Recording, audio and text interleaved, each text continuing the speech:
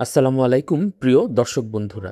এবারের ঈদে যে সিনেমাগুলো মুক্তি পেয়েছিল সেগুলোর মধ্যে সবচেয়ে বেশি ব্যবসা সফল কোন সিনেমাটি হয়েছে যদি প্রশ্ন করা হয়, সকলেই এক বাক্যে বলবেন বনলতা এক্সপ্রেসের নাম।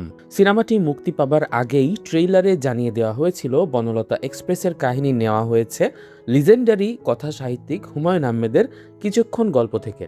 আমার চ্যানেলে আমি একটা ভিডিও আপলোড করেছিলাম যেখানে কিছুক্ষণ গল্পের আলোকে বনলতা এক্সপ্রেসের কাহিনী কেমন হতে পারে সে সম্পর্কে একটা ধারণা দেওয়া ছিল। পুরো গল্পটাই তো ছিল উত্তরবঙ্গগামী একটা ট্রেনের ভেতরে ঘটে যাওয়া কাহিনী নিয়ে, এবং বইয়ের গল্পর সাথে সিনেমার গল্পের মোটামুটি ভালোই মিল আছে। সাধারণত বইয়ের গল্প অবলম্বনে যে সমস্ত সিনেমা বানানো হয় সেগুলো হিট করা অপেক্ষাকৃত কঠিন থাকে, কারণ জনগণ আগে থেকেই জানে কাহিনী কি হতে যাচ্ছে, টুইস্ট কোথায় আসতে যাচ্ছে। কিন্তু একটা জানা গল্প নিয়ে সিনেমা বানিয়েও যে এত চমক দেখানো যায় সেটা বনলতা এক্সপ্রেস না দেখলে বোঝা যাবে না। উৎসবের নির্মাতা তানিম নূর পরিচালিত বনলতা এক্সপ্রেস প্রকৃতপক্ষেই একটি শতভাগ বাংলাদেশি সামাজিক সিনেমা। এই পর্যায়ে স্পয়লার অ্যালার্ট দিয়ে রাখছি আমরা, কারণ এখন আমরা সিনেমার কাহিনী নিয়ে আলোচনা করব। প্রতিদিন যে হারে হাউসফুল শো গেছে বনলতা এক্সপ্রেসের, সেই হিসাবে যারা সিনেমা দেখার কমবেশি সবাই দেখে ফেলেছেন হলে গিয়ে। তারপরও যারা সামনে দেখতে চান তাদের জন্যই মূলত স্পয়লার অ্যালার্ট দিয়ে রাখছি। বনলতা এক্সপ্রেস ঢাকা থেকে উত্তরবঙ্গের দিকে ছুটে যাওয়া একটি ট্রেন। ট্রেনের প্রতিটি কামরায় এক একটি গল্প রয়েছে। সিনেমাটার সবচেয়ে ভালো দিক হলো এই যে যখনই কাহিনী একটু বোরিং হয়ে যাবার সম্ভাবনা দেখা দিয়েছে, তখনই নির্মাতা সিনেমার গল্প নিয়ে গেছেন অন্য কামরায় অন্য চরিত্রের মাঝে। প্রথমে যে চরিত্রগুলোর সঙ্গে পরিচিত হব আমরা, তারা হলো জাফর আর রুবি।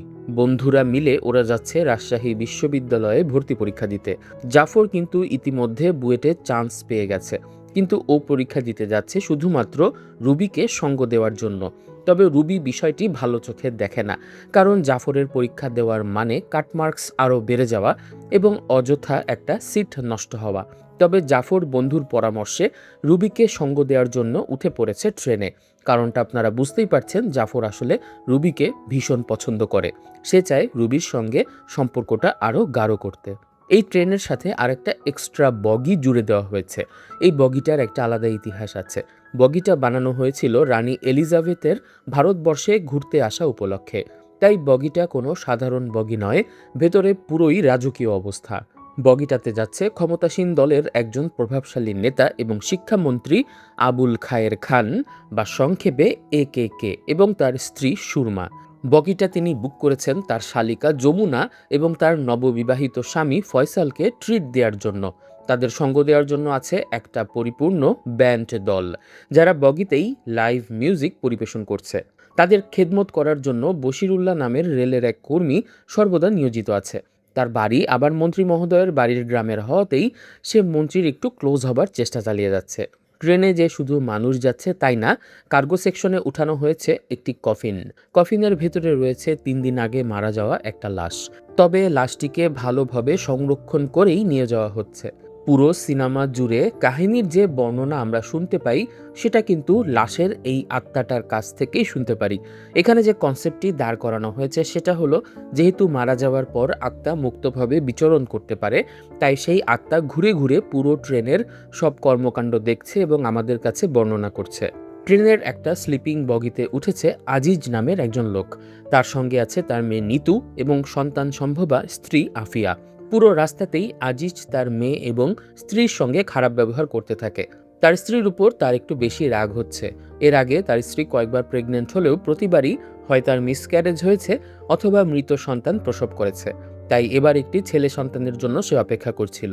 আফিয়ার ডেলিভারির ডেট অনেক কাছে চলে আসলেও স্বামীকে অনেকটা জোর করেই সে নিজের মায়ের বাড়িতে নিয়ে যাচ্ছে। কিন্তু শরীরের এই অবস্থায় ট্রেন জার্নি তার জন্য ক্ষতিকর হতে পারে বলেই আজিজ তার উপর রেগে আছে। বনলতা এক্সপ্রেসের অন্যতম মূল চরিত্র হলো চিত্রা। ঢাকা বিশ্ববিদ্যালয় থেকে পড়াশোনা করা মেয়েটি একা একা ট্রেনে উঠেছে। তার বান্ধবীর মামা রেলওয়ে বোর্ডের চেয়ারম্যান হওয়ায় তার জন্য বুক করা হয়েছিল একটি আস্ত স্লিপিং কেবিন। কথা ছিল সেখানে সে ছাড়া আর কেউ থাকবে না। কিন্তু ট্রেনে উঠে সে দেখে তার মুখোমুখি সিটে বসে আছে আব্দুর রশিদ উদ্দিন নামের এক মাঝবয়সী লোক। সারাক্ষণ তার হাতে ছিল সিগারেট। চিত্রা আবার সিগারেটের গন্ধ সহ্য করতে পারে না। তার উপর ভদ্রলোক চিত্রাকে খোঁচা মেরে কথা বলেই যাচ্ছে। যেমন চিত্রার নাম চিত্রা না হয়ে যদি অন্য কোনো নদীর নামে হতো, যেমন আড়িয়াল খাঁ হতো, তাহলে কেমন হতো। এক পর্যায়ে বৃদ্ধের ঘ্যানঘ্যানানি সহ্য করতে না পেরে চিত্রা বের হয়ে খাবার কেবিনে চলে আসে। সেখানে তার সঙ্গে পরিচয় হয় আসহাব নামের একজন ডাক্তারের, যে তার বৃদ্ধা মা সাজেদা বেগমকে নিয়ে এসেছে। আসহাব চিত্রার সঙ্গে সেখানে গল্প করে, তাকে তাসের কিছু ম্যাজিক দেখায়। এভাবে তাদের মধ্যে পরিচয় শুরু হয়। আসহাব চিত্রাকে প্রস্তাব দেয় তাদের আসন অদল বদল করতে। চিত্রাকে নিজের মায়ের সাথে রেখে সে থাকবে আব্দুর রশিদ সাহেবের সাথে। তার অনেক দিনের ইচ্ছা চেইন স্মোকার হবার, রশিদ সাহেবের সাথে থাকলে সেটা পূরণ হতেও পারে। এছাড়াও ট্রেনে ঘুরে বেড়াচ্ছিল এই রুটের নিয়মিত পকেটমার শাহ আলম ওরফে মলম আলম। ভিড়ের মাঝে সে আসাবের মানিব্যাগ চুরি করে নেয়। আবার মলম আলমের কাছ থেকে রশিদউদ্দিন 1000 টাকা দিয়ে একটা মাফলার কিনে নেয় পরার জন্য। কেবিনে ডাক্তার আসাবের সাথে রশিদউদ্দিনের বেশ ভালোই খাতির জমে যায়। আসলে এই রশিদউদ্দিন কোনো সাধারণ ব্যক্তি নন। তিনি একজন বিখ্যাত গণিতবিদ এবং আমেরিকার একটি বিশ্ববিদ্যালয়ের প্রফেসর। গণিতে নোবেল পুরস্কার থাকলে হয়তো তিনিই পেয়ে যেতেন। গত শতাব্দীর শীর্ষ 10 গণিতবিদদের মধ্যে তিনি একজন। আমেরিকার একটি ম্যাগাজিন তাকে নিয়ে ফিচার করেছে অঙ্কের দৈত্য নামে।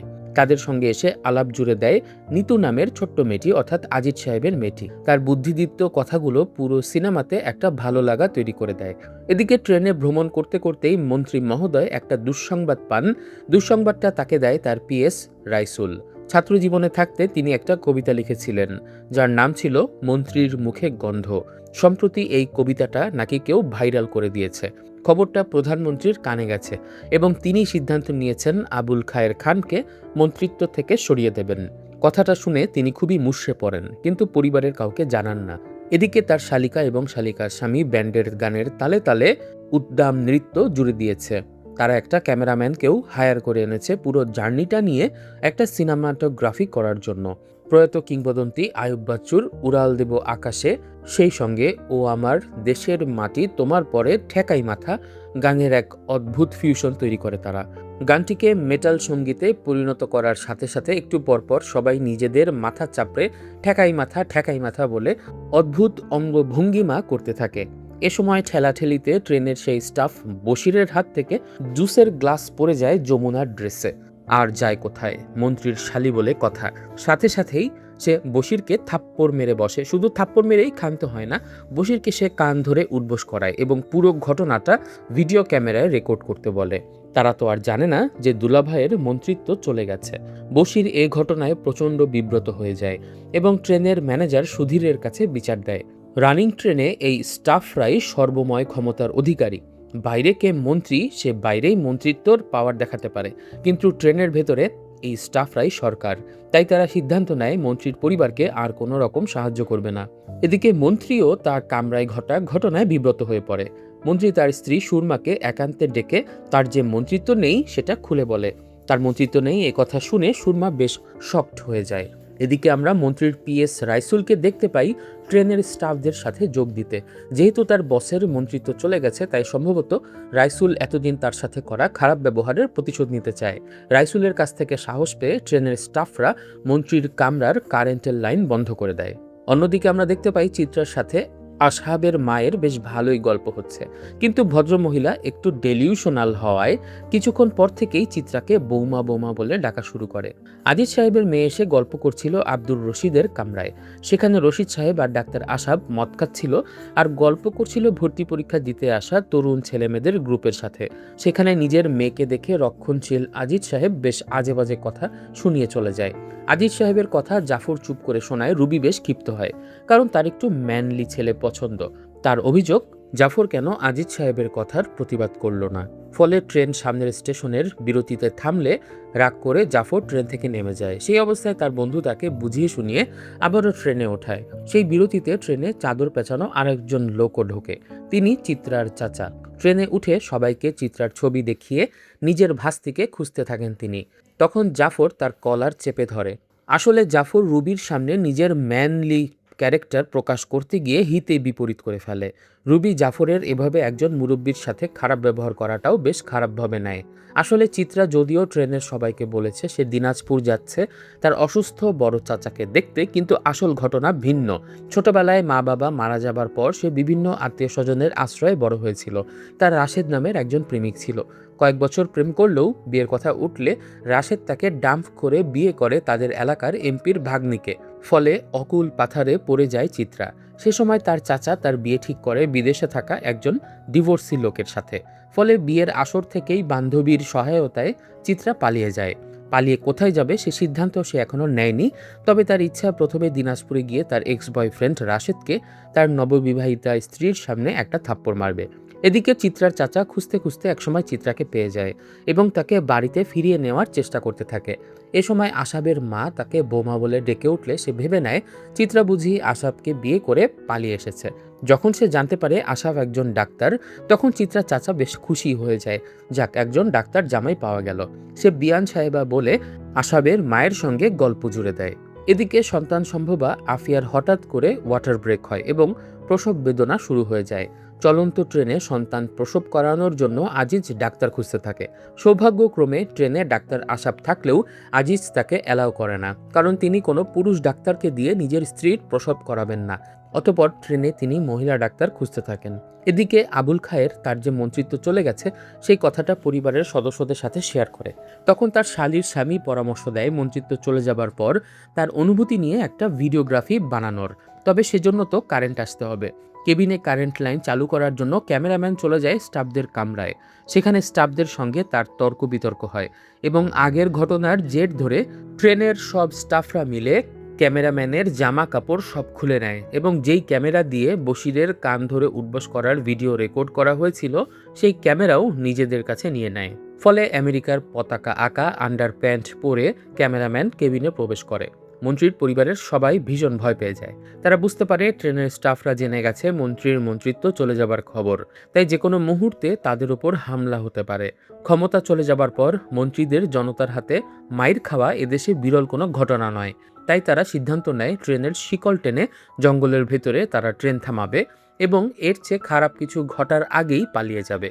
এদিকে আজিজ সাহেবের স্ত্রী আফিয়ার অবস্থা খারাপ হতে থাকে। ফলে তার মেয়ে নিতু রশিদুদ্দিনের কাছে গিয়ে কান্না জুড়ে দেয় এবং অনুরোধ করে তার মাকে বাঁচানোর ব্যবস্থা করতে। তখন রশিদুদ্দিনের নেতৃত্বে আজিজকে সবাই বোঝাতে যায়। যেহেতু রশিদুদ্দিন একজন অঙ্কের প্রফেসর, তাই যুক্তিতে তাকে হারানো বেশ কঠিন। তিনি গিয়ে আজিজকে বোঝানোর চেষ্টা করেন যে ডাক্তার তো ডাক্তারই, ডাক্তারের কোনো পুরুষ বা মহিলা নেই। কিন্তু আজিজ সাহেব নাছোড়বান্দা। তিনি একজন মদারুর কথা শুনে একজন পুরুষ ডাক্তারকে তার স্ত্রীর প্রসব করাতে দেবেন না। রশিদুদ্দিন আজিজ সাহেবকে অনেক অনুরোধ করে তার জেদকে ছুঁড়ে ফেলে দিতে। আসলে বাঙালির প্রধান খাদ্য জেদ, আর দ্বিতীয় প্রধান খাদ্য হচ্ছে ভাত। তাই বাঙালির জেদকে ছাড়ানো অনেক কঠিন। ফলে আর কোনো উপায় না পেয়ে তারা সবাই মিলে আজিজকে রশিদুদ্দিনের কামরায় এনে বেঁধে ফেলে এবং ডাক্তার আশরাফকে সবাই অনুরোধ করে এই মুহূর্তে আফিয়াকে সাহায্য করতে তার সন্তান প্রসব করার জন্য। কিন্তু আমরা দেখতে পাই আশরাফ সাহেব ডাক্তার হবার পরেও সে বাচ্চা ডেলিভারি করতে ভীষণ ভয় পাচ্ছে। এর পেছনে অবশ্য রয়েছে তার জীবনে ঘটে যাওয়া একটা করুণ কাহিনী। আশরাফের বাবা ছিল একজন মদখোর লোক। সারাক্ষণ সে বাসাতে নিজের স্ত্রী সন্তানের সঙ্গে ঝগড়া বিবাদে লেগেই থাকতো। আশরাফের ছোটবেলার স্মৃতিগুলো তাই ভালো ছিল না। কিন্তু আশরাফ ছোট অবস্থাতেই তার বাবা মারা যায়। এরপর থেকে তার মা আশরাফকে যক্ষের ধনের মতো আগলে রেখে বড় করেছেন। আশরাফ যখন ডাক্তার হয় তখন তার মা নীলা নামের একটি মেয়ের সঙ্গে আশরাফের বিয়ে দেয়। আশরাফের সঙ্গে নীলার দাম্পত্য জীবন সেভাবে গড়ে উঠতে পারেনি, কারণ আশরাফের মা সবসময় নীলাকে নিজের দখলেই রাখত। আশরাফের কাছে মনে হতো সে নিজের জন্য বউ পেয়েছে কম, আসলে পেয়েছে তার মায়ের জন্য একজন বান্ধবী। এক পর্যায়ে নীলা প্রেগনেন্ট হয়ে যায়, কিন্তু সন্তান হবার সময় নীলা মারা যায়। এরপর থেকেই মূলত আশরাফের মা পাগলের মতো হয়ে গেছে। সে নিজের বৌমার মৃত্যু কিছুতেই মেনে নিতে পারে না। এজন্য কোনো মেয়ের সঙ্গে কিছুক্ষণ কথা বলার পরেই আশরাফের মা তাকে বৌমা বলে ডাকা শুরু করে। এই কথাগুলো আশরাফ চিত্রার সঙ্গে শেয়ার করে, কিন্তু চিত্রা তাকে সাহস দেয়। একবার তার স্ত্রীর সঙ্গে এরকম হয়েছে বলে আফিয়ার সঙ্গেও এরকম হবে এটা কোনো কথা না। আর এই মুহূর্তে আফিয়ার জীবনের সংকটপূর্ণ মুহূর্তে আশরাফের নিজের সাহস ফিরে পাওয়া খুবই গুরুত্বপূর্ণ। তবে আশাব কামরার ভেতরে ঢোকার পরে বুঝতে পারে তার পেছনে সাপোর্ট রয়েছে পুরো ট্রেনের সব স্টাফরা আশাবকে সাহায্য করে সন্তান প্রসব করানোর জন্য। তারা গরম পানি, অ্যান্টিসেপটিক সব কিছুর ব্যবস্থা করে দেয়। এমনকি ট্রেনে থাকা সেই পকেট মারটা নিজের নতুন ব্লেডগুলো যেগুলো দিয়ে সে মানুষের পকেট মারত সেগুলো আশাবকে দিয়ে দেয় আফিয়ার সন্তান প্রসবে সাহায্য করার জন্য। আব্দুর রশিদ উদ্দিনের দামি মদের বোতলও আনা হয় যাতে অ্যান্টিসেপটিক শেষ হয়ে গেলে সেগুলোও যাতে অ্যান্টিসেপটিক হিসেবে ব্যবহার করা যায়। এসব কিছুর মাঝেই সৃষ্টিকর্তার অপার রহমতে আফিয়া একটি পুত্র সন্তান প্রসব করে। সে সময় নিতু গিয়ে তার বাবার বাঁধন খুলে নিয়ে আসে।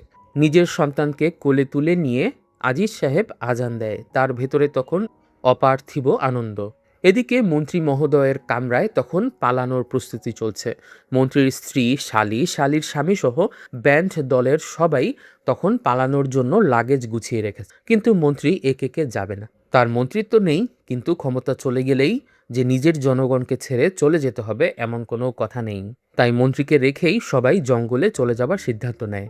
মন্ত্রীর শালিকার সেই স্বামী অর্থাৎ ফয়সাল, যে কিনা নিয়মিত জিম করে, সে ট্রেনের শিকল জোরে টান দিয়ে থামিয়ে দেয়। তারপর সবাই মিলে পালিয়ে যেতে থাকে জঙ্গলের ভেতরে। একদিকে মন্ত্রীকে রেখে তার কাছের মানুষেরা পালিয়ে যাচ্ছে, আর অন্যদিকে আজিজ সাহেব তার নতুন পুত্র সন্তানকে জড়িয়ে ধরে কাঁদছে। এই মুহূর্তে মাঝে মাঝে তব দেখা পাই গানটা হয়। খুব ভালোভাবেই গানটা কাহিনীর সঙ্গে শ্যুট করে গেছে। এদিকে এই মুহূর্তটাকেই চিত্রা বেছে নেয় তার বড় চাচার ভুল ভাঙিয়ে দিতে। সে তাকে জানায় ডাক্তার আশাবের সঙ্গে তার কোনো বিয়ে হয়নি বা কোনো প্রেমও নেই। আসলে সে বিদ্যুৎ উন্নয়ন বোর্ডে চাকরি পেয়েছে এবং সেই চাকরিতেই সে জয়েন করবে। এই মুহূর্তে সে কোনো বিদেশি ডিভোর্সি ছেলেকে বিয়ে করবে না। এদিকে ট্রেনের শিকল টেনে থামানোর কারণে ট্রেনের ব্রেক সিস্টেমে কিছুটা প্রবলেম দেখা দেয়। ফলে জঙ্গলের ভেতরে ট্রেন থামাতে বাধ্য হয় চালকেরা। এর মধ্যে ডাক্তার আশাব সাহেব জানায় আফিয়া সন্তান প্রসব করলেও তার ব্লিডিং থামছে না। ফলে দ্রুত অ্যাম্বুলেন্সে করে তাকে হাসপাতালে নিতে হবে, তা না হলে তার মারা যাবার সম্ভাবনা আছে। এই মুহূর্তে আজিজ সাহেব খুব ক্ষেপে যায় ডাক্তারের উপরে। সে ধারণা করে ডাক্তার আশাবের ভুলের কারণেই তার স্ত্রীর এই অবস্থা হয়েছে। আফিয়াকে বাঁচানোর জন্য আবারও ট্রেনের সবাই একত্রিত হয়ে যায়। যেহেতু ট্রেনটা জঙ্গলের ভেতরে থেমেছে, তাই আশেপাশে কোনো গাড়ি ঘোড়াও তারা পাচ্ছিল না। জঙ্গলের আশেপাশের এলাকা সেই পকেটমার মলম আলম বেশ ভালোভাবেই চেনে। সে জাফরকে নিয়ে যায় আশেপাশে কোনো গাড়ি ঘোড়া বা হাসপাতাল পাওয়া যায় নাকি তার খোঁজ লাগাতে। তবে যাবার আগে আশাবের মানিব্যাগ থেকে কিছু টাকা নিয়ে মানিব্যাগটা চিত্রের কাছে ফেরত দিয়ে যায় সে। এদিকে এতক্ষণ খারাপ ব্যবহার করতে থাকা আজিজ সাহেবকে হঠাৎ করেই আমরা রশিদ উদ্দিনের কাছে কান্নায় ভেঙে পড়তে দেখি। আসলে আজিজ মরণ ব্যাধিতে আক্রান্ত হয়েছে। ডাক্তার বলে দিয়েছে তার আয়ু আছে আর মাত্র 1 বছর। সে তার সমস্ত সম্পত্তি মেয়ের নামে লিখে দিতে গ্রামে যাচ্ছে। তা না হলে তার স্ত্রীর এই অবস্থায় তাকে মায়ের বাসা থেকে নিজের বাসায় নিয়ে আসার কোনো কারণই নেই। আসলে সে জানে আজিজ মারা যাবার পর তার ভাইয়েরা তার সমস্ত সম্পত্তি দখল করবে। ফলে তার মেয়ে নিতু কিছুই পাবে না। এর হাত থেকে বাঁচার জন্যই সে মূলত তার সমস্ত সম্পত্তি নিতুকে লিখে দিয়ে যাবে। তার এই মেয়েটি যখন ভূমিষ্ঠ হয়েছিল তখন মেয়ে হয়েছে বলে সে নিতুর মায়ের সঙ্গে অনেকদিন ধরে কথাই বলেনি। কিন্তু বড় হবার পর তার মেয়ে নিতু তাকে যেভাবে স্নেহ আর ভালোবাসা দিয়ে আগলে রেখেছে, এই ব্যাপারটি তাকে কন্যা সন্তানের প্রতি দৃষ্টিভঙ্গি বদলাতে বাধ্য করেছে। আজিজ জানে আর 1 বছর পরেই হয়তো সেই পৃথিবীর মায়া কাটিয়ে চলে যাবে। সেই মুহূর্তে যদি তার মেয়ে নিতুর পাশে তার স্ত্রী আফিয়া না থাকে, তাহলে নিতু এই নিষ্ঠুর পৃথিবীতে একা হয়ে পড়বে। তাই আফিয়াকে বাঁচানোর জন্য রশিদ উদ্দিনকে করজোরে অনুরোধ করতে থাকে আজিজ। রশিদ তখন দ্রুত মিনিস্টার একেকের কাছে যায় এবং তাকে অনুরোধ করে এই মুহূর্তে আফিয়াকে বাঁচানোর জন্য একটা হেলিকপ্টারের ব্যবস্থা করতে। কারণ আশেপাশে যেহেতু কোনো গাড়ি ঘোড়া নেই, তাই এই জঙ্গল থেকে আফিয়াকে নিরাপদে হাসপাতালে পৌঁছাতে হেলিকপ্টার ইভাকুয়েশন খুবই জরুরি। কিন্তু আসলে বাংলাদেশের মন্ত্রীরা যদি জনগণের জন্য কাজ করতই, তাহলে আমাদের আর তাদের কাছে গিয়ে কান্নাকাটি করতে হতো না। মন্ত্রী একেকেও তার ব্যতিক্রম নন। এমনিতেই তার মন্ত্রিত্ব চলে গেছে, তার উপর একজন সাধারণ নাগরিকের জন্য প্রধানমন্ত্রীকে ফোন করে হেলিকপ্টার পাঠানোর অনুরোধ করলে প্রধানমন্ত্রী তার উপর আরও বেশি বিষোদ্গার করতে পারে। সেই ভয়ে নিজের ইমেজ ধরে রাখার জন্য তিনি হেলিকপ্টার না আনার সিদ্ধান্ত নেয়। এই মুহূর্তে রশিদউদ্দিন প্রচণ্ড ক্ষেপে যায় এবং মন্ত্রীকে গু খেতে বলে বিভিন্ন ধরনের গালাগালি করে সেখান থেকে বের হয়ে আসে। এদিকে আমরা দেখতে পাই মন্ত্রীর আত্মীয় স্বজন এবং সেই ব্যান্ড দলের লোকেরা জঙ্গলের ভেতরে ক্যাম্প ফায়ার করছে এবং তারা সেখানে আজ জ্যোৎস্না রাতে সবাই গেছে বনে গানটি গাচ্ছিল। আশাব তার মাকে নিয়ে আসলে যাচ্ছিল নানা বাড়িতে। সে তার পাগল মায়ের আর কোনো দায়িত্ব নিতে চাচ্ছিল না। আসলে ডাক্তার আশাবের বিদেশে একটা স্কলারশিপ হয়ে গিয়েছিল, তাই তার মাকে নানা বাড়িতে রেখে সে বিদেশে চলে যেত চিরজীবনের জন্য। কিন্তু এই ব্যাপারটি সে তার মাকে বলেনি। আফিয়া যখন জীবন মৃত্যুর সন্ধিক্ষণে সেই মুহূর্তে আশাবের রিয়েলাইজেশন আসে এবং তার মায়ের কাছে সব সত্যি বলে মাফ চায়। এই মুহূর্তে মন্ত্রী মহোদয়ের স্ত্রী সুরমা তাকে ফোন করে এবং তাকে জানায় তার মন্ত্রিত্ব কেড়ে নেয়ার ঘটনার পেছনের নাটের গুরু আসলে এই সুরমাই। সুরমাও জীবনে বাম রাজনীতি করত ছোটবেলাতে এবং সেখান থেকেই একেকের সঙ্গে তার পরিচয় হয়েছিল। একেকে যখন তরুণ বয়সে রাজনীতি করত তখন তার ভেতরে আদর্শের এবং নৈতিকতার কোনো কমতি ছিল না, কিন্তু শিক্ষামন্ত্রী হবার পর থেকে চারিদিকে প্রশ্ন ফাঁস, নকলের ছড়াছড়ি, এ সমস্ত কিছু দেখেও দিনের পর দিন তিনি কোনো ধরনের ভ্রুক্ষেপ করেননি। স্বামীর এরকম নির্লিপ্ত আচরণে একসময় সুরমা প্রচণ্ড ক্ষিপ্ত হয়ে যায় এবং এ কারণেই একেকের ভার্সিটি লাইফে লিখা সেই মন্ত্রীর মুখে গন্ধ কবিতাটা তিনি ভাইরাল করার ব্যবস্থা করেন, আর যার কারণে মন্ত্রিত্ব চলে যাবার অবস্থার উপক্রম হয়েছে একেকের জীবনে। তবে সুরমা তার স্বামীকে শুধুমাত্র এই শিক্ষাটুকু দেবার জন্যই কাজটি করেছিলেন। সুরমা পিএমকে ফোন করে অনুরোধ করেছেন তার স্বামীর যেন মন্ত্রিত্ব থেকে যায়। ফলে পিএম তার অনুরোধে একেকের টার্মিনেশন লেটারে আর সাইন করেনি। সুরমার কথায় এই পুরো ব্যাপারটিতে কলকাঠি নেড়েছিল একেকের পিএস রাইসুল। তবে মন্ত্রী যখন জানতে পারে তার মন্ত্রিত্ব টিকে আছে এবং পুরো ঘটনাটি বুঝতে পারে, তখন তার নিজের ভেতরেও রিয়েলাইজেশন আসে এবং সেই মুহূর্তে সে হেলিকপ্টার কল করে। পূবাকাশ ফর্সা হয়ে যখন চারিদিকে ভোরের আলো ফুটছিল, সেই মুহূর্তেই জঙ্গলের ভেতরে ল্যান্ড করে একটা হেলিকপ্টার, আর ব্যাকগ্রাউন্ডে বাজতে থাকে আয়ুব বাচ্চুর সেই বিখ্যাত গান বাংলাদেশ। আসলে মন্ত্রী মহোদয়ের ছোটবেলার একটা ঘটনা তাকে পরবর্তীতে ভীষণভাবে আলোড়িত করেছিল। তার একজন অঙ্কের শিক্ষক ছিল, তার নাম ছিল অনিল বাগচি। অনিল বাগচি অঙ্ক শেখানোর সাথে সাথে তাদেরকে সত্যি কথা বলাও শেখাতো। সেবার তাদের স্কুলে বস্তায় বস্তায় গম এসেছিল রিলিফ হিসাবে, কিন্তু তাদের হেডমাস্টার এবং অন্যান্য শিক্ষকেরা সেই সমস্ত গম নিজেরা ভাগ বাটোয়ারা করে নেয়। এই ব্যাপারটিতে তার অনিল স্যার প্রতিবাদ করেছিল, ফলে সব শিক্ষকেরা মিলে এই অনিলকেই ফাঁসিয়ে দিয়েছিল এবং তাকে চোর অপবাদ দিয়ে গ্রাম থেকে বের করে দিয়েছিল। মানুষের ক্ষমতার এরকম অপব্যবহার দেখে সেই সময়ে শিশু একেকের মনে এক ধরনের বিদ্রোহ দানা বেঁধেছিল। এই বিদ্রোহ থেকেই তরুণ বয়সে সে কিন্তু রাজনীতিতে যোগ দেয়, কিন্তু রাজনীতিতে যোগ দেবার যে তার আকাঙ্ক্ষা ছিল মূলত জনগণের সেবা করার জন্য, মন্ত্রী হবার পর সেই জনগণ থেকেই তিনি হয়ে গিয়েছিলেন বিচ্ছিন্ন। তার ভেতরে জেগে ওঠা এই রিয়েলাইজেশনই কিন্তু তাকে আফিয়ার জন্য হেলিকপ্টার ডাকতে বাধ্য করে। তো যাই হোক, হেলিকপ্টারের ভেতর থেকে নামে ডাক্তার এজাজ এবং ফারুক, অর্থাৎ হুমায়ুন আহমেদের সেই কিংবদন্তি দুই চরিত্র যারা বিভিন্ন নাটকে আমাদেরকে আনন্দ দিয়ে গেছেন। তাদের এই স্পেশাল ক্যামিও সিনেমা হলের দর্শকদের মধ্যে আনন্দের জন্ম দেয়। বিচার বসছে, বিচার মতি মিয়া বিচারের ধার ধারে না। রহমত ভাই, আমার ভাই ডাকবা না, আমি কারো ভাই ব্রাদার না, আমার স্যার ডাকবে। ট্রেন নষ্ট হবার কারণে জাফরদেরও রাজশাহীতে পৌঁছানো হয় না, ফলে তাদের ভর্তি পরীক্ষা দেওয়াও একটা শঙ্কার ভেতরে পড়ে। কিন্তু সেখানেও এগিয়ে আসেন শিক্ষামন্ত্রী। শিক্ষামন্ত্রীর ফোনে রাজশাহী বিশ্ববিদ্যালয়ের ভর্তি পরীক্ষার এক্সামও পিছিয়ে যায় বিকেলবেলা পর্যন্ত। আফিয়াকে হেলিকপ্টারে ওঠানো হয় হাসপাতালে নেবার জন্য, আর চারিদিকে মানুষ স্লোগান দিতে থাকে, তোমার আমার ভাইকে, একেকে একেকে। এসব কিছুর মধ্যেই একটা মজার কাণ্ড ঘটে যায়। ডাক্তার আশাবের মা সাজেদা বেগম হঠাৎ করেই ভাবা শুরু করেন আফিয়াই বুঝি তার বৌমা, তাই আমার বৌমাকে কোথায় নিয়ে যাচ্ছ বলে বৌমা বৌমা করতে করতে সে দৌড়ে হেলিকপ্টারে উঠে যায় এবং সাজেদা বেগমকে নিয়েই হেলিকপ্টার উড়ে চলে যায় হাসপাতালে। আব্দুর রশিদউদ্দিন মন্ত্রীকে ধন্যবাদ দিতে চায়, কারণ একসময় সে মন্ত্রীকে প্রচুর গালাগালি করেছিল হেলিকপ্টার না পাঠানোর সিদ্ধান্ত নেওয়াতে, কিন্তু এখন সেই মন্ত্রী হেলিকপ্টার নিয়ে এসেছেন। এই পর্যায়ে মন্ত্রী জানান, তিনি জানেন যে আব্দুর রশিদ উদ্দিন যতই হাসি খুশি প্রাণবন্ত চরিত্র দেখানোর চেষ্টা করুক, সে আসলে খুবই কষ্টে আছে, কারণ এই মুহূর্তে ট্রেনের ভেতরে যে লাশটি যাচ্ছে কফিনে করে, সেটি রশিদ উদ্দিনের ছেলের। আসলে এর পেছনে জড়িয়ে রয়েছে আব্দুর রশিদ উদ্দিনের জীবনের এক করুণ কাহিনী। আমেরিকায় গিয়ে যখন তিনি ভার্সিটিতে পড়ানো শুরু করেন, সে সময় তার প্রেম হয় ইয়েন্ডা নামের এক বিদেশিনীর সঙ্গে। তাদের ঘরে জন্ম নেয় একটি ছেলে, কিন্তু ইয়েন্ডা আসলে শুধু প্রেমই করতে চেয়েছিল, তার ভেতরে সংসার করার কোনো ইচ্ছা ছিল না। তাই স্বামী এবং সন্তানকে রেখে ইয়েন্ডা চলে গিয়েছিল। সেই থেকে ছেলেটিকে বাবা এবং মা উভয়ের ভালোবাসা দিয়ে বড় করেছিল রশিদ উদ্দিন। কিন্তু আমেরিকার যা নিয়ম, 18 বছর হয়ে যাবার পর ছেলেরা নিজের ভাগ্য নিজেরাই গড়তে চলে যায়। রশিদ উদ্দিনের ছেলেও 18 বছর হবার পর চলে গিয়েছিল। সে বিভিন্ন দেশ বিদেশে ঘুরে বেড়াতো এবং সে ছিল একজন খুব ভালো ফটোগ্রাফার। কোনো জায়গাতে ঘুরতে গেলেই ছবি তুলে পোস্টকার্ড বানিয়ে পাঠাতো নিজের বাবার কাছে। রশিদ উদ্দিন এবং তার ছেলের খুব ইচ্ছে ছিল দুজন মিলে নিজেদের আসল শিকড় বাংলাদেশে ঘুরতে আসবে, কিন্তু মাত্র 24 বছর বয়সেই হার্ট ফেল করে মারা যায় রশিদ উদ্দিনের একমাত্র ছেলে। তাই তাদের বাংলাদেশে ঘুরতে আসা আর হয়নি।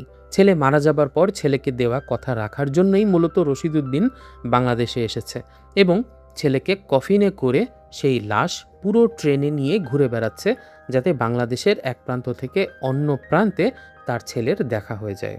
মানুষ জন্মের পর তার বাবা তাদের কানে আজান দেয়, কিন্তু সেই আজানে কোনো নামাজ পড়া হয় না। আর যখন মানুষ মারা যায় তখন তার জানাজার নামাজ হয়, আর সেই নামাজে কোনো আজান হয় না। কথায় আছে, মানুষ জন্মের পর যেই আজানটা দেওয়া হয় সেই আজানের নামাজই হলো জানাজার নামাজ। অর্থাৎ আজান দেওয়া এবং নামাজ পড়ার এর মাঝের যে ওয়াক্তটা, সেই ওয়াক্তটাই হলো আমাদের জীবনের পুরো সময়ে। এই ক্ষণস্থায়ী জীবনের জন্যই আমাদের কত কারাকারি। এদিকে সারা রাত এত ঘটনাবহুল কিছু মুহূর্ত পার করার পর চিত্রা কিন্তু ডাক্তার আশাবের প্রেমে পড়ে যায় এবং সে ডাক্তার আশাবকে নিজের জীবনসঙ্গী করার প্রস্তাব দেয়। ডাক্তার আশাবও সেটা মেনে নেয়। তবে চিত্রার একটা স্বপ্ন ছিল, সেটা হলো দিলওয়ালে দুলহানিয়া লে যায়েঙ্গে সিনেমার পুনরাবৃত্তি করতে হবে। চিত্রা দাঁড়িয়ে থাকে ট্রেনের দরজায়, আর আশাব দৌড়ে দৌড়ে ট্রেনের দরজা দিয়ে ভেতরে ঢোকে। রুবি আর জাফরের মধ্যেও সম্পর্কের ঘনিষ্ঠতা বাড়ে, অর্থাৎ রুবিও জাফরের প্রেমের প্রস্তাবে হ্যাঁ বলে দেয়। আর আমরা দেখতে পাই মন্ত্রী মহোদয় অর্থাৎ একে জঙ্গলের ভেতরে চলে যায় সুরমার সঙ্গে দেখা করতে। তাদের বিয়ের আগে একে সুরমাকে কথা দিয়েছিল তাদের হানিমুন হবে কোনো এক গহীন জঙ্গলের ভেতরে, তারা ক্যাম্প ফায়ার করবে। কিন্তু মন্ত্রী হয়ে যাবার পর এই কথাটা আর সে রাখতে পারেনি। তাই এত বছর পর সুরমাকে দেওয়া সেই কথাটা রাখার জন্যই সে জঙ্গলের ভেতরে যেতে থাকে, যেখানে তারা ক্যাম্প ফায়ার করে তাদের হানিমুন পার করবে। ও ভালো কথা, একে কিন্তু রেলের স্টাফদেরকে মাফ করে দিয়েছিল। আমরা দেখতে পাই আফিয়াও সুস্থ হয়ে উঠেছে, অর্থাৎ ট্রেনের ভেতরে থাকা মানুষগুলোর সারা রাতের এত শত প্রচেষ্টার সফল পরিণতি হলো। এদিকে রশিদ উদ্দিনের ছেলের লাশের কফিন নামানো হয় ট্রেন থেকে। সেই গ্রামেই তার জানাজা সম্পন্ন হয় এবং সেখানেই তাকে দাফন করা হয়। বৃষ্টির ভেতরে নিজের দেশের মাটিতে শেষ নিদ্রায় শায়িত হয় রশিদ উদ্দিনের জীবনের একমাত্র অবলম্বন। আর এখানেই শেষ হয় বনলতা এক্সপ্রেসের কাহিনী। প্রিয় দর্শক, বনলতা এক্সপ্রেস শুধুমাত্র একটি কাহিনী নির্ভর সিনেমা নয়, বরং এটি একটি আধুনিক বাংলাদেশি মাস্টারপিস। সিনেমার কারিগরি দিক নিয়ে যদি কথা বলি, তবে এর সিনেমাটোগ্রাফি এক কথায় অসাধারণ। চলন্ত ট্রেনের ভেতরে প্রতিটি ফ্রেম যেভাবে ধরা হয়েছে তা দর্শকের চোখে আরাম দেয়। বিশেষ করে ট্রেনের ড্রোন শট এবং বাইরের দৃশ্যগুলোর যে সিজিআই ব্যবহার করা হয়েছে, তা আমাদের দেশীয় সিনেমার সীমাবদ্ধতাকে ছাপিয়ে আন্তর্জাতিক মানের ছোঁয়া দিয়েছে। সিনেমার গানগুলো গল্পের মুড তৈরিতে দারুণ ভূমিকা রেখেছে। বিশেষ করে আইবাচুর উড়াল দেব আকাশে, কিংবা ও আমার দেশের মাটি তোমার উপর ঠেকাই মাথা, কিংবা বাংলাদেশ, এই গানগুলো অনেক উন্মাদনা তৈরি করেছিল। আর অভিনয়ের কথা যদি বলি, চঞ্চল চৌধুরী, মোশাররফ করিম, শরীফুল রাজ প্রত্যেকেই তাদের চরিত্রে ছিলেন অনবদ্য এবং প্রাণবন্ত। হুমায়ুন আহমেদের কিছুক্ষণ গল্পের এই অ্যাডাপ্টেশন নির্মাতা তানিম নূর যেভাবে সেলুলয়েডে ফুটিয়ে তুলেছেন তা সত্যি প্রশংসার দাবিদার। বইয়ের মূল রসদ ঠিক রেখেও বড় পর্দার জন্য প্রয়োজনীয় টুইস্ট এবং ড্রামাটিক এলিমেন্টগুলো খুব মুনশিয়ানার সাথে যোগ করা হয়েছে। তবে বইয়ের কাহিনীর সঙ্গে সিনেমাতে কিছু পরিবর্তন করা হয়েছে। যেমন বইয়ে মন্ত্রীর একটা ছেলে আছে যে কিনা ঢাকাতে একটা ধর্ষণের ঘটনার সঙ্গে জড়িয়ে পড়েছিল, তবে এই সিনেমাতে একে ছিল নিঃসন্তান। এছাড়াও গল্পের বইয়ে আসাবের বাবা ছিল খুবই ভালো লোক, কিন্তু সিনেমাতে তার বাবাকে বানানো হয়েছে মদখোর হিসাবে। আর গল্পের বইয়ে কিন্তু শেষ মুহূর্তে হেলিকপ্টারটা মন্ত্রী ডেকে দেননি। সেখানে কফিনে যে লাশটা যাচ্ছিল সেই লাশের সঙ্গে ছিল তার মা, যেই মহিলাটি ছিলেন একজন ক্ষমতাশালী ব্যক্তি। সেই মহিলার ফোন কলেই এসেছিল হেলিকপ্টারটা। তবে সিনেমাতে যেটা দেখানো হয়েছে সেটা হলো কফিনে থাকা সেই লাশের বাবা হচ্ছে রশিদউদ্দিন, আর মন্ত্রীর ফোন কলে হেলিকপ্টার এসেছে। এখানে কিছুটা পরিবর্তন করা হয়েছে। পরিশেষে বলবো, আমাদের চারপাশের চেনা মানুষের সম্পর্কের জটিলতা, ক্ষমতা, প্রেম এবং জীবনের চরম সত্যগুলোকে যদি এক সুতোয় দেখতে চান, তাহলে বনলতা এক্সপ্রেস মিস করা আপনার একদমই উচিত হবে না। এটি এমন একটি সিনেমা যা আপনি আপনার পরিবারের ছোট বড় সবাইকে নিয়ে একসঙ্গে বসে হলে উপভোগ করতে পারবেন। বাংলা সিনেমার এই সুদিন আরও ফিরে আসুক, আর আমরা প্রেক্ষাগৃহে গিয়ে এরকম আরও চমৎকার কাজ দেখার সুযোগ পাই, এই কামনাতেই আজকের ভিডিওটি শেষ করছি। ভিডিওটি ভালো লাগলে লাইক করুন, কমেন্ট করে জানান আপনার অনুভূতি। আর এরকম আরও ভিডিও দেখতে চাইলে আমাদের আর ফর রিভিউ বাংলা চ্যানেলটি সাবস্ক্রাইব করে পাশেই থাকুন। সবাই অনেক ভালো থাকবেন, সুস্থ থাকবেন, এই কামনায় বিদায়।